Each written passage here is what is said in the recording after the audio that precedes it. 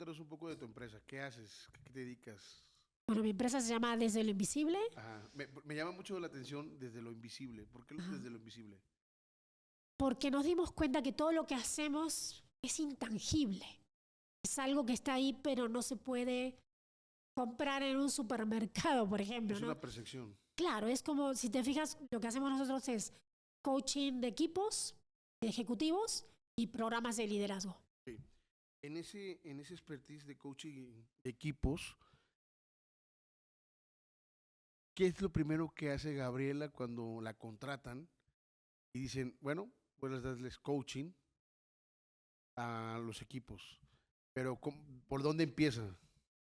Normalmente empezamos por conocer al equipo, ¿no? Entender dónde están hoy y entender bien qué quieren lograr con el proceso de coaching de equipos. Entonces, ¿qué hacemos? Entrevistas, llegamos a hablar con quien nos contrata, en ocasiones te contrata recursos humanos, en ocasiones te contrata el líder del equipo. Cuando yo digo el líder, estoy hablando de hombres y mujeres, ¿no? Cua- qué- Entonces, Perdón sí, que te interrumpa, pero ahí, ¿cuál es la diferencia que tú en esa trayectoria que tienes trabajando ya con la empresa, que te contrate recursos humanos a que te contrate el CEO o el dueño de la empresa? Porque siento que son resultados totalmente diferentes. sí, de acuerdo, de acuerdo. Cuando, también depende cómo llegue, o sea, por ejemplo, cuando recursos humanos recibe el pedido de la alta dirección, de los top leaders, entonces, digamos que ya está validado, ¿no? La necesidad, ya hay como un pedido, una apertura a recibir un proceso y a participar en un proceso. Cuando a veces recursos humanos lo pide para resolver un problema, un incendio, algo que está pasando con un equipo porque hay un conflicto o simplemente porque el equipo pidió algo, depende de lo que sea, lo que vayas a trabajar, puedes trabajar mucho en el seno del equipo, pero ya no estás haciendo un impacto en la cultura de la empresa. Claro, Puedes trabajar en la cultura del equipo, no en la cultura de la empresa. sí. Entonces, ahí es muy diferente porque cuando viene de arriba, si realmente trabajas con varios equipos, estás moviendo la cultura.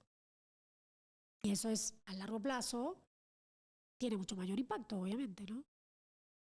Bueno, entonces decías que haces un diagnóstico de dónde estamos, cuáles son los objetivos que quiere el equipo, y de ahí, ya como que, como el doctor, ¿no? Ya sabes dónde está el mal y qué regularmente, cuáles son las estrategias que ocupas regularmente para los equipos de alto desempeño. Fíjate que es interesante porque si vemos las señales y entendemos por dónde andan, y con eso ya podemos diseñar nosotros el macro proceso, como el esqueleto del programa. Sin embargo, lo que tiene que ver con coaching de equipos, que es diferente a la capacitación, trabaja con lo que pasa en la realidad del equipo. ¿Qué significa eso? Que llegamos con una estructura, pero al llegar ya con el equipo, la conversación es real. Entonces, si el equipo en el momento saca un tema que es diferente, lanzar una pregunta hacia el mismo seno del equipo, que lo lleva para otro lado, tú acompañas. O sea, nosotros no estamos, nuestra agenda no es fija. ¿Por qué? Porque se trata de que el equipo trabaje lo que necesita trabajar.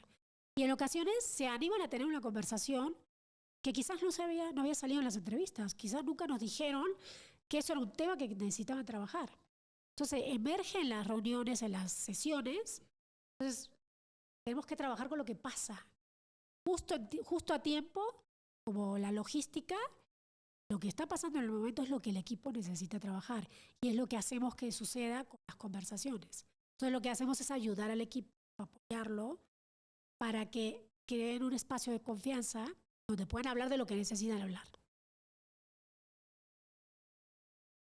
Bueno, y una vez que ya tienes yo soy un poco peleado con el tema del coaching, porque ahora todo el mundo es coaching. Sí.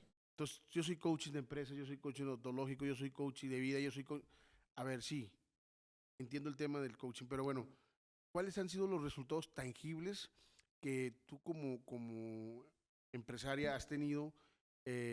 ¿Cuáles han sido los casos de éxito al momento que tú das coaching a equipos?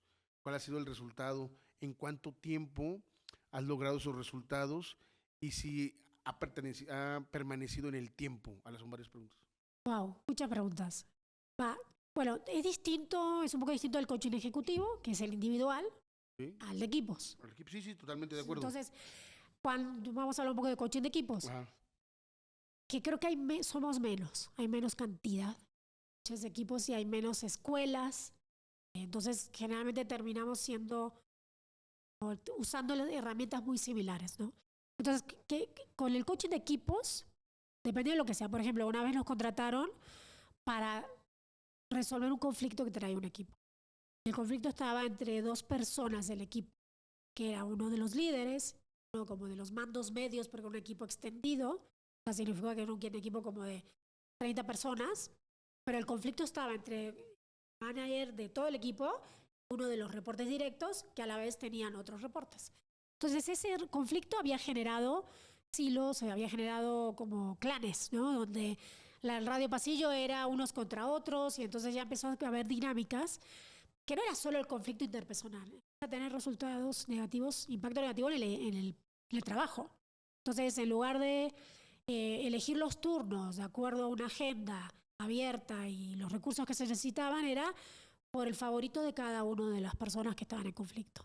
Entonces, lo que hicimos fue trabajar con ellos, trabajar individual y grupal, las dos personas que estaban en conflicto, y en 3 meses sí logramos que cambiara el clima del equipo. En 3 meses y lo vimos una vez al mes, ¿eh? No te creas que era diario. Entonces, con sesiones mensuales. Pero sí iba para allá. ¿Cuántas Más, sesiones? en este caso fue algo como muy directo, algo que estaba muy presente en el equipo, era muy molesto para todos, ya estaba como que todos querían resolverlo. Entonces creo que eso ayudó. Entonces, en 3 meses, 3 sesiones, más las sesiones individuales con los dos involucrados, que eso fue importante, ellos lograron que ese conflicto se resuelva. ¿De qué manera? Porque se dieron cuenta que era más un tema de estilos, que hicimos un análisis de estilos con una herramienta para que vieran, oye, lo que a ti te está cayendo muy mal de esta persona y viceversa, tiene más que ver con el estilo que Sí. con algo personal. Sin embargo, ya estaba escalado y ya se lo tomaban personal. Entonces, bueno, eso se fue resolviendo en base a que el equipo se dio cuenta de la incomodidad que estaban teniendo, de cómo todos estaban favoreciendo el conflicto, estaban alimentando. Uno cree que el conflicto es entre ellos dos, pero yo soy parte. Yo también le hago el feo, porque yo también alimento el radio pasillo, el chisme, pongo caras, me voy con unos o con otros. Entonces se dieron cuenta que todos estaban alimentándolo y de ahí empezamos a reconstruir una manera de conversar, de decir lo que les molestaba.